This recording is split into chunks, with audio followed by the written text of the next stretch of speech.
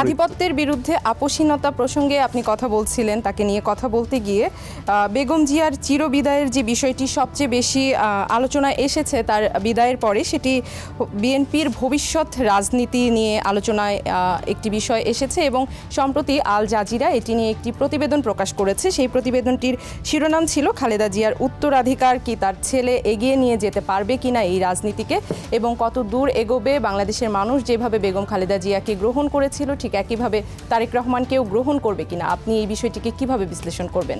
তো নতুন এবং ফিরে আসা গ্রাহকদের জন্য নগদে চলছে ক্যাশব্যাক সহ প্রতিদিন হাজারো উপহার জেতার সুযোগ। হবে আশা আর ফেরা সারপ্রাইজ সেরা।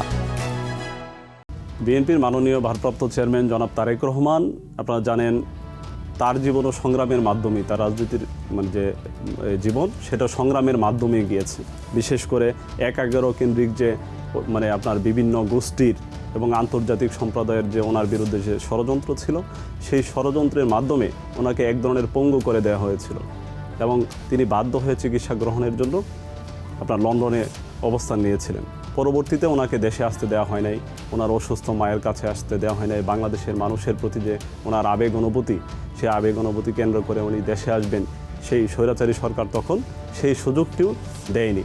কিন্তু তিনি সুদূর লন্ডনে থেকেই এই দীর্ঘ সময় দেশমাতা বেগম খালেদা জিয়া যখন জেলে ছিলেন, কারান্তরীণ ছিলেন, তখন তিনি দলকে সঠিক পথে নেতৃত্ব দিয়েছেন, বাংলাদেশের মানুষকে একটি বার্তা দিয়েছেন, বাংলাদেশের গণতন্ত্রের প্রশ্নে আমরা কোনো আপোষ করব না। এবং তিনি সংগঠিত বেশ কয়েকটি আন্দোলনকে সুসংগঠিত করে এবং সর্বশেষ যে জুলাই আগস্টের যে আন্দোলন, এই আন্দোলনে মূল সমন্বয়কারী হচ্ছে দেশনায়ক জনাব তারেক রহমান।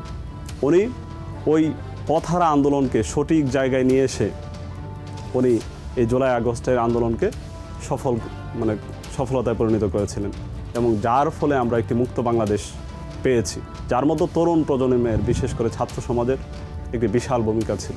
পরবর্তীতে দেশের সকল শ্রেণী পেশার মানুষ জনাব তারেক রহমানের যে সারা, এবং আমরা সুসংগঠিতভাবে আমাদের দলের সর্বস্তরের যে নেতাকর্মীরা গণতন্ত্র পুনরুদ্ধারে যে ভূমিকা রেখেছে, এটা কিন্তু জনাব তারেক রহমানের ভূমিকারই ফসল। এবং আমরা দেখেছি এটার ভালোবাসার প্রতিদান ওনাকে দিয়েছে স্বদেশ প্রত্যাবর্তনের মাধ্যমে, একটি ঐতিহাসিক স্বদেশ প্রত্যাবর্তন, যেখানে প্রায় আপনার অগণিত মানুষের জনসমুদ্রে পরিণত হয়েছিল। আপনার এয়ারপোর্ট থেকে আপনার কুড়িল বিশ্ব রোড থেকে আপনার কাঞ্চন ব্রিজ, আপনার সমগ্র ঢাকা শহর একটি জনতা সমুদ্রে পরিণত হয়েছিল। এই বাংলাদেশের মানুষ বেগম খালেদা জিয়ার যে উত্তরাধিকারীকে গ্রহণ করেছে, এটা স্বদেশ প্রত্যাবর্তনের মাধ্যমেই প্রমাণিত হয়েছে। এবং আমি মনে করি জনাব তারেক রহমান ওনার স্বীয় নেতৃত্ব গড়েই এটা অর্জন করেছেন। এখানে ব্যক্তিগতভাবে কারো কোনো ক্রেডিট নেই। জনাব তারেক রহমান তার পরিমার্জিত ভাষা এবং ওনার যে কর্মপরিকল্পনা আগামীর বাংলাদেশে, তিনি বলেছেন আই হ্যাভ এ প্ল্যান, তিনি বলেছেন আই হ্যাভ এ প্ল্যান, এবং তিনি বলেছেন আমি অহেতুক কোনো স্বপ্নের কথা বলতে চাই না, আমি গল্পের রাজনীতি করতে চাই না, আমি বয়ানের রাজনীতি প্রতিষ্ঠা করতে চাই না, আমি চাই কেবল কর্মের মাধ্যমে বাংলাদেশকে একটি সঠিক ধারায় সমৃদ্ধ বাংলাদেশে পরিণত করতে। ঐক্যের জন্য সবাইকে একসাথে নিয়ে পরিকল্পনার কথা তিনি বলেছেন এবং সেখানে বাংলাদেশ জাতীয়তাবাদী ছাত্র দল প্রসঙ্গে তিনি কথা বলেছেন, তারা যাতে ঐক্যবদ্ধভাবে কাজ করে। তো এই ঐক্যবদ্ধভাবে কাজ নিয়ে বাংলাদেশ জাতীয়তাবাদী ছাত্র দলের কি পরিকল্পনা রয়েছে?